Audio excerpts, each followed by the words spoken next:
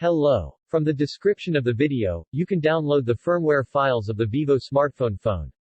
Firmware is the main file of smartphone operating system, also known as flash files or stock ROM. The files we are providing you are official file. You can upgrade or downgrade the software of your phone with the help of these files.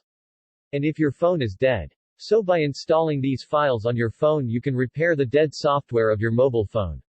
With the help of this firmware you can get rid of problems like IMEI problem or unknown baseband of your smartphone. This video contains the files of Qualcomm Vivo smartphone. By the way, we will flash this phone with the help of Qualcomm flash tools.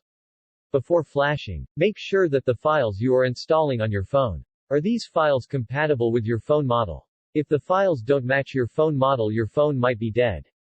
All your data will be deleted after flashing. We will not take responsibility for any kind of fault during flashing.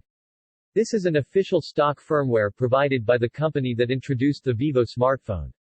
And these files will be told in the title of the video. They are the files of the model.